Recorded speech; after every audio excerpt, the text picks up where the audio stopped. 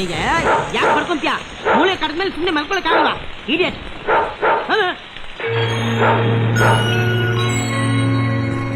ಯಾರಮ್ಮ ನೀನು? ಯಾಕಮ್ಮ ಇಲ್ಲಿ ನಿಂತಿದ್ಯಾ? ನನ್ನ ಹೆಸರು ಸಂಗೀತ ಅಂತ, ಹುಬ್ಳಿಯಿಂದ ಬಂದಿದ್ದೀನಿ. ಬೆಂಗಳೂರಲ್ಲಿ ಸ್ವಲ್ಪ ಅರ್ಜೆಂಟ್ ಕೆಲಸ ಇತ್ತು, ಆದರೆ ಮಳೆ ಬಂದು. ತಿಪ್ಪೇಶ, ಯಾರನ್ನು ಹಂಗದ್ರಿದ್ಯಾ? ಸಂಗೀತ ಅಂತೆ, ಹುಬ್ಳಿಯಿಂದ ಬಂದವ್ರೆ. ಮಳೆ ಅಂತ ಒಳಗೆ ಬಂದು ನಿಂತ್ಕೊಂಡ್ಬಿಟ್ಟವ್ರೆ. ಅಮ್ಮ, ಮಳೆ ನಿಂತ್ಮೇಲೆ ಹೋಗ್ಬಿಡಮ್ಮ. ಸುಮ್ಕಿರೋ, ಒಂಟಿ ಹೆಣ್ಮಗ ಮಳೆ ನೆನ್ ತೊಪ್ಪೆ ಆಗದೆ ಹೋಗು ಅಂತಾನೆ. ಅಯ್ಯೋ ಬಾವು, ಸುಮ್ಕಿ. ಮಳೆ ಯಾಕೆ ನಿಂತಿದ್ದೀವ? ಬಾ ಒಳಕ್ಕೆ. ಯಾಕವ ಹಂಗ್ ನೋಡ್ತಿದ್ಯಾ? ಯೋಚನೆ ಮಾಡ್ಬೇಡ, ಬಾರವಾ.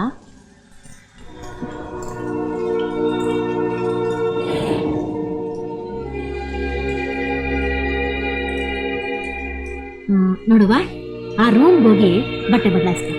ನೀನ್ ಎಲ್ಲಿ ಹೋಗ್ಬೇಕು ಅನ್ಕೊಂಡಿದ್ಯಾ ಅಲ್ಲಿ ಕರ್ಕೊಂಡೋಗಿ ಬಿಟ್ಟು ಬಾ ಅಂತ ಅವನಿಗೆ ನಾನು ನೋಡ್ತೀನಿ. ಹೋಗು.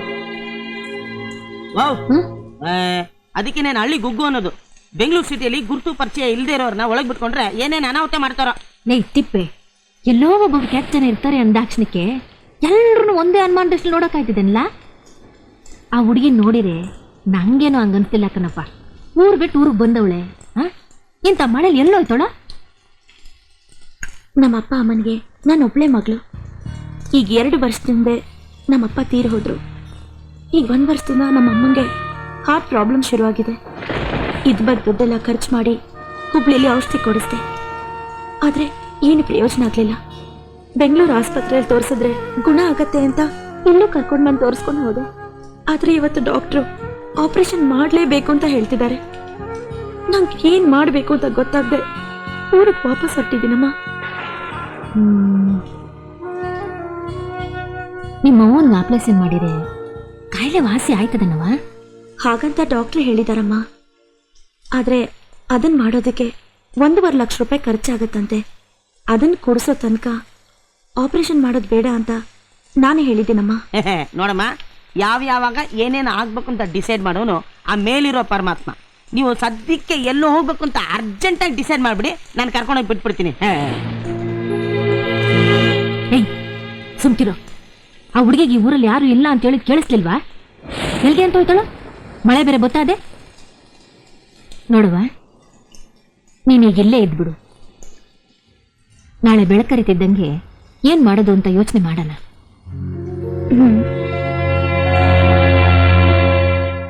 ಮಾ, ಅಮ್ಮ, ಅಮ್ಮ, ನಾನು ಹೊರಡ್ತೀನಮ್ಮ. ನೆನ್ನೆ ರಾತ್ರಿ ಇಲ್ಲಿ ಇರೋದಕ್ಕೆ ಜಾಗ ಕೊಟ್ಟು ನನಗೆ ಸಹಾಯ ಮಾಡಿದ್ದೀರಾ. ಆ ದೇವ್ರು ನಿಮ್ಗೆ ಒಳ್ಳೇದು ಮಾಡಲಿ ಅಂತ ನಾನು ಕೇಳ್ಕೊತೀನಿ. ಅಯ್ಯೋ, ಇರ್ಲಿ ಬಿಡವ, ಇರ್ಲಿ ಇರ್ಲಿ. ಅದ್ರಾಗೇನಾಯ್ತವ? ಒಂದೆಣ್ಣು ಇನ್ನೊಂದೆಣ್ಣು ಸಹಾಯ ಮಾಡೋದೇನು ದೊಡ್ಡ ವಿಷಯನ? ನಿಮ್ಮ ಅವನ್ಗೆ ಆಪರೇಷನ್ ಮಾಡ್ಸಕ್ಕೆ ದುಡ್ಡು ಏನ್ ಮಾಡ್ತೀಯಾ? ಅದೇ ಗೊತ್ತಾಗ್ತಿಲ್ಲಮ್ಮ. ಏನೇ ಮಾಡಿದ್ರು ನನ್ನ ಕೈಲಾಗೋದು 75,000 ರೂಪಾಯಿ. ಇನ್ನೂ 75,000 ರೂಪಾಯಿ ಎಲ್ಲಿಂದ ತರೋದು? ಇದು ಸಾಹುಕಾರರ ಕಾಯಿಲೆ, ನಮ್ಮಂತ ಬಡವ್ರಿಗೆ ಬರಬಾರ್ದಮ್ಮ. ಅಯ್ಯೋ, ಅಳ್ಬೇಡ ಕಣ್ತಾಯಿ, ಅಳ್ಬೇಡ. ಹಿಂಗೆಲ್ಲ ಹೆಣ್ಮಕ್ಳು ಕಣ್ಣಾಗ ನೀರ್ ಹಾಕ್ಬಾರ್ದು. ನಿಮ್ಮ ಅವನ್ಗೆ ಒಳ್ಳೇದಾಗದಾದ್ರೆ ಆಪರೇಷನ್ ದುಡ್ಡು ಎಷ್ಟು ಬೇಕೋ ಅಷ್ಟನ್ನ ನಾನ್ ಕೊಡ್ತೀನಿ. ಹೂನವ್ವ, ನೀನೇ ನಾ ದುಡ್ಡು ವಾಪಸ್ ಕೊಡೋದು ಬೇಡ. ಒಬ್ರು ಕಷ್ಟದಾಗಿರುವಾಗ ನಾವು ಸಹಾಯ ಮಾಡಿದೆ, ಆ ದೇವ್ರು ನಾವು ಕಷ್ಟದಾಗಿರುವಾಗ ನಮಗೂ ಸಹಾಯ ಮಾಡ್ಬೋದು. ನಾವು ಒಂಥರ ಕಷ್ಟದಾಗೆ ಇದ್ದೀವಿ. ನಿಮ್ಮ ಅವನ್ಗೆ ಒಳ್ಳೇದಾದ್ರೆ ಅದರಿಂದ ನಮ್ಮನೆಗೂ ಒಳ್ಳೇದಾಗ್ಬೋದು. ತಿಪ್ಪೇಸ, ಲೇ ಹೊಟ್ಟೆ ಬಾಕ ಬಾಯಿಲಿ. ನಾನಿನ್ನೂ ತಿಂಡಿನೇ ತಿಂದಿಲ್ಲ ನಿಮ್ಮಿಂದ. ಏನಲ್ಲಿ ಈ ಮಗಿನ ಜೊತೆ ಹೋಗಿ ಆಸ್ಪತ್ರೆಗೆ ದುಡ್ಡು ಕಟ್ಬಿಡ್ ಬಾ. ಆಯ್ತಾಯ್ತು. ಈ ಋಣನ ನಾನು ಯಾವತ್ತೂ ಮರೆಯೋದಿಲ್ಲಮ್ಮ, ಯಾವತ್ತೂ ಮರೆಯೋದಿಲ್ಲ. ಆದ್ರೆ ನನ್ನೊಂದು ಕೋರಿಕೆ ಇದೆ, ದಯವಿಟ್ಟು ನಡೆಸ್ಕೊಡ್ತೀರಾ? ಏನವ್ವ? ನೀವ್ ಕೊಡ್ತಿರೋ ಈ ಹಣನ ನಾನು ಹಾಗೆ ತಗೊಂಡ್ರೆ ನಿಮ್ ಒಳ್ಳೆತನನ ತಪ್ಪಾಗಿ ಬಳಸ್ಕೊಂಡಾಗತ್ತೆ.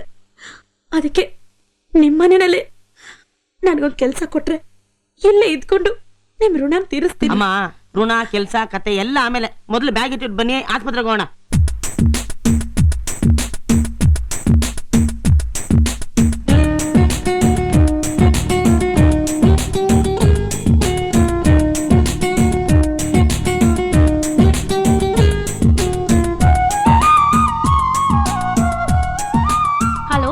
740. ನಾನು ಸಂಗೀತ ಮಾತಾಡ್ತಿರೋದು ಬ್ಯಾಂಗ್ಳೂರಿಂದ. ಅಲ್ಲಿ ಪಕ್ಕದಲ್ಲಿ ಅನ್ನಪೂರ್ಣಮ್ಮ ಇದ್ದಾರಲ್ಲ, ಕರಿತೀರಾ? ಅಮ್ಮ ಹೇಗಿದ್ಯಾ? ನೀನೇನು ಯೋಚನೆ ಮಾಡಬೇಡ ಅಮ್ಮ, ಎಲ್ಲ ಸರಿ ಹೋಗುತ್ತೆ. ಡಾಕ್ಟರ್ನ ಭೇಟಿ ಮಾಡಿದ್ದಾಯ್ತು. ಆಪರೇಷನ್ ಮಾಡೋದು ಯಾವಾಗ ಅಂತ ಇನ್ನೂ ಡೇಟ್ ಗೊತ್ತು ಮಾಡಿಲ್ಲ. ಇಲ್ಲೆಲ್ಲ ವ್ಯವಸ್ಥೆ ಆಗ್ತಿದ್ದ ಹಾಗೆ ನಾನೇ ಬಂದು ನೀನು ಕರ್ಕೊಂಡು ಬರ್ತೀನಿ. ಏನಾದರೂ ಅರ್ಜೆಂಟ್ ಇದ್ರೆ ಈ ನಂಬರ್ಗೆ ಫೋನ್ ಮಾಡು, 6658312. ಹಾ, ಇಡ್ಲಮ್ಮ, ಹುಷಾರು.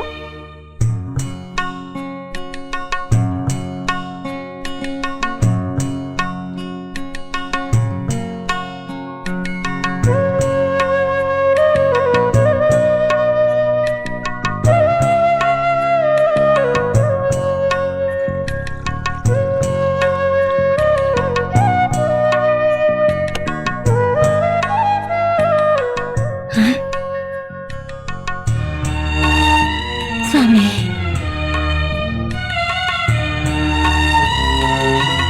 ಅಮ್ಮ, ಏನವ? ತಿಂಡಿ ರೆಡಿ ಇದೆ, ಬನ್ನಿ.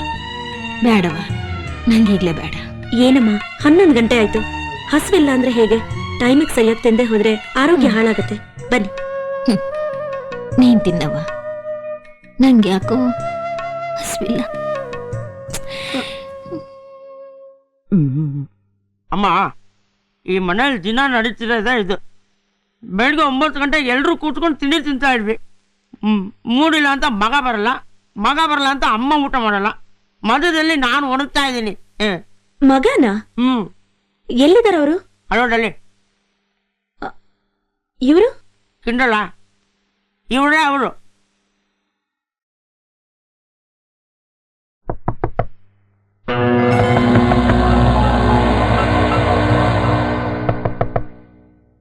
ಯಾರು?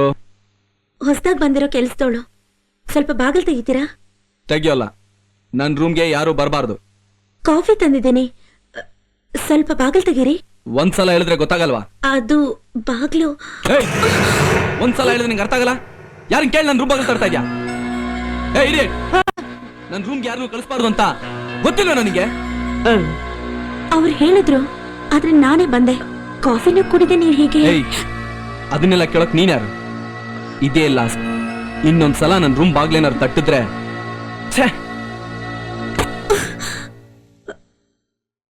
ಯಾರ್ ತಾವ್ ಮಾತಾಡ್ತಾ ಇದೀಯ ಅಂತ ಗೊತ್ತಿಲ್ಲ ಮ್ಯಾನೇಜರು. ಡೀಲ್ ಮಾಮ್ನ ಹತ್ರ ಅವ್ನ ಹೆಂಡತಿ ಆಗ್ಬೇಕಾದವಳು ಎಸ್ಕೇಪ್ ಆಗ್ಬಿಟ್ಲು ಅಂತ ಮಿಕ್ದವ್ರು ಎಲ್ಲಾರ ಬಾಯಿಗೂ ಮಣ್ಣು ಹಾಕ್ಬಿಡೋಣ ಅಂತನಾ? ಲಕ್ಷ ಎಣ್ಸಿದೀನಿ. ನಮ್ಮನ್ನೆಲ್ಲ ಅಲಕ್ಷ ಮಾಡ್ಬಿಟ್ರೆ ಡೀಲ್ ಮಾಡ್ಬಿಡ್ತೀನಿ. ಹಚ್ಚಲ ಫೋನ್ ಮನೆಗೆ.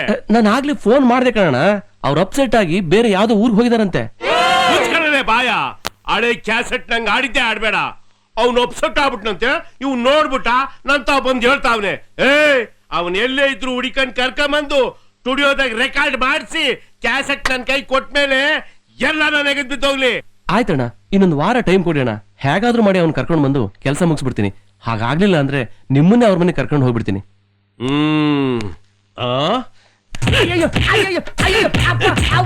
ಎಲ್ಲ ನಿಂದಾಗಿದ್ದು ಅವೇಗ್ ನನ್ನ ಮಗನೇ. ಹೆಣ್ಮಕ್ಳ ಹತ್ರ ವ್ಯವಹಾರ ಮಾಡೋದ್ ಬೇಡ ಅಂತ ಬಡ್ಕಂಡೆ. ನನ್ನ ಮಾತಾ ಅವಳು ಇವ್ನ್ ನೋಡಿ ಅನ್ಬಿಟ್ಲು, ಇವನ್ ಕಿಸ್ಬಿಟ್ಟ. ನನ್ ಮಗನೇ, ಈ ಡೀಲ್ ಏನಾರು ಹೆಚ್ಚು ಕಮ್ಮಿ ಆಯ್ತು ಅಂದ್ರೆ ಮರ್ಡರ್ ಆಗೋಯ್ತ್ಯಾ? ನಡೆಯೋಲೇ.